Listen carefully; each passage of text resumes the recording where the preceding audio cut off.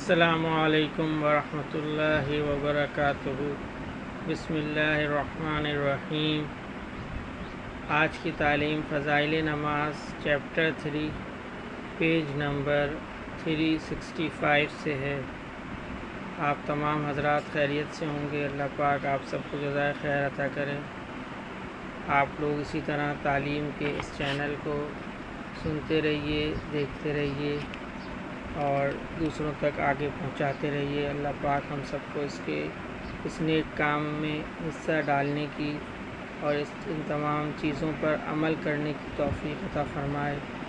اور جن لوگوں نے ابھی تک چینل کو سبسکرائب نہیں کیا ہے وہ چینل کو سبسکرائب کر لیں، شیئر کریں، ویو کریں اور ان باتوں کو دوسروں تک پہنچائیں۔ نبی اکرم صلی اللہ علیہ وسلم کا ارشاد ہے کہ قیامت میں آدمی کے اعمال میں سب سے پہلے فرض نماز کا حساب کیا جائے گا۔ اگر نماز اچھی نکل آئی تو وہ شخص کامیاب ہوگا اور بامراد، اور اگر نماز بیکار ثابت ہوئی تو وہ نامراد خسارے میں ہوگا۔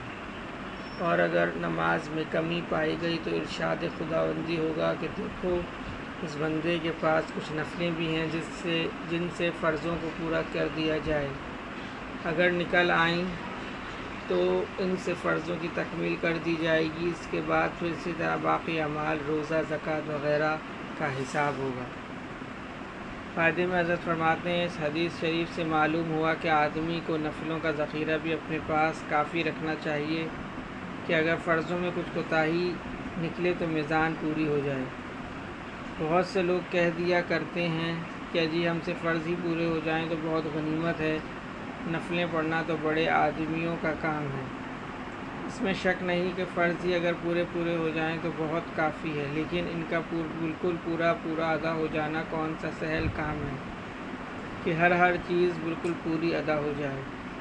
اور جب تھوڑی بہت کوتاہی ہوتی ہی ہے تو اس کو پورا کرنے کے لیے نفلوں بغیر چارہ کار نہیں۔ ایک دوسری حدیث میں یہ مضمون زیادہ وضاحت سے آیا ہے۔ ارشاد ہے کہ اللہ تعالیٰ نے عبادات میں سب سے پہلے نماز کو فرض فرمایا ہے اور سب سے پہلے اعمال میں سے نماز ہی پیش کی جاتی ہے، اور سب سے پہلے قیامت میں نماز ہی کا حساب ہوگا۔ اگر فرض نمازوں میں کچھ کمی رہ گئی تو نفلوں سے اس کو پورا کیا جائے گا، اور پھر اس کے بعد اسی طرح روزوں کا حساب کیا جائے گا، اور فرض روزوں میں جو کمی ہوگی وہ نفل روزوں سے پوری کر دی جائے گی، اور پھر زکوٰۃ کا حساب اسی طریقے سے ہوگا۔ ان سب چیزوں میں نوافل کو ملا کر بھی اگر نیکیوں کا پلہ بھاری ہو گیا تو وہ شخص خوشی جنت میں داخل ہو جائے گا، ورنہ جہنم میں پھینک دیا جائے گا۔ نبی اکرم صلی اللہ علیہ وسلم کا معمول یہی تھا کہ جو شخص مسلمان ہوتا سب سے اول اس کو نماز سکھائی جاتی۔ ایک دوسری حدیث میں ہے نبی اکرم صلی اللہ علیہ وسلم کا ارشاد ہے کہ قیامت میں سب سے پہلے نماز کا حساب کیا جائے گا۔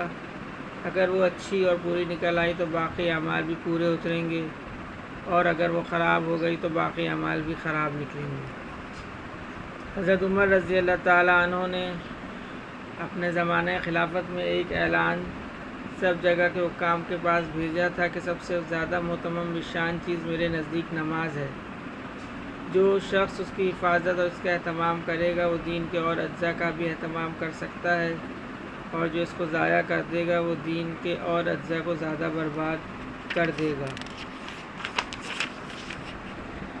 فائدے میں حضرت فرماتے ہیں نبی اکرم صلی اللہ علیہ وسلم کے اس پاک ارشاد اور حضرت عمر رضی اللہ تعالیٰ عنہ کے اس اعلان کا منشا بظاہر یہ ہے جو دوسری حدیث میں آیا ہے کہ شیطان مسلمان سے اس وقت تک ڈرتا رہتا ہے جب تک کہ وہ نماز کا پابند اور اس کو اچھی طرح ادا کرتا رہتا ہے، کیونکہ خوف کی وجہ سے اس کی زیادہ جرأت نہیں ہوتی، لیکن جب وہ نماز کو ضائع کر دیتا ہے تو اس کی جرأت بہت بڑھ جاتی ہے اور اس آدمی کے گمراہ کرنے کی امنگ پیدا ہو جاتی ہے، اور پھر بہت سے مہلکات اور بڑے گناہوں میں اس کو مبتلا کر دیتا ہے۔ اور یہی مطلب ہے حق سبحانہ و تقدس کے ارشاد ان الصلاۃ تنہا عن الفحشاء والمنکر کا جس کا بیان قریب ہی آ رہا ہے۔ تو بھائیو دوستو، جو کچھ پڑھا اور سنا، اللہ تعالیٰ ان سب باتوں پہ عمل کرنے کی توفیق نصیب فرما دے اور ان تمام باتوں کو دوسروں تک پہنچانے والا بنا دے۔ اللہ پاک نے یہ نبی والا کام میری، آپ کی اور تمام عالم کے تمام مسلمانوں کی ذمہ داری لگائی ہے۔ خود بھی ان تمام باتوں کو سیکھیں، عمل کریں اور دوسروں کو بھی اس کی دعوت دیں۔ اللہم صلی علی محمد وعلی آل محمد، اللہم اعنی علی ذکرک و شکرک و حسن عبادتک، اللہم حاسبنی حسابا یسیرا، اللہم ارفع عنا البلاء والوباء، رب ارحمہما کما ربیانی صغیرا، رب اغفر وارحم وانت خیر الراحمین، اللہم انک عفو تحب العفو فاعف عنی۔ یا اللہ پاک، جتنے مسلمان اس دنیا سے جا چکے ان سب کی بخشش و مغفرت فرما دیجیے۔ یا اللہ پاک، جو مسلمان بیمار ہیں ان سب کو مکمل صحت کاملہ عاجلہ و مستمرہ دائمہ نصیب فرمائیے۔ یا اللہ پاک، جو پریشان حال ہیں تمام مسلمانوں کی پریشانی ختم فرما کے راحت، چین، سکون، عافیت کے ساتھ عطا فرما دیجیے۔ یا اللہ پاک، ہمارے گناہوں کو معاف فرما دیجیے۔ یا اللہ پاک، ہمیں اور ہمارے آنے والی نسلوں کو دین کی اس محنت کے لیے قبول فرما لیجیے اور ہم سب کو ہدایت نصیب فرمائیے۔ یا اللہ پاک، ہم سب کو ہدایت نصیب فرمائیے۔ یا اللہ پاک، ہم سب کو ہدایت نصیب فرمائیے۔ سبحان ربک رب العزت عما یصفون وسلام علی المرسلین والحمد للہ رب العالمین، آمین برحمتک یا ارحم الراحمین، آمین۔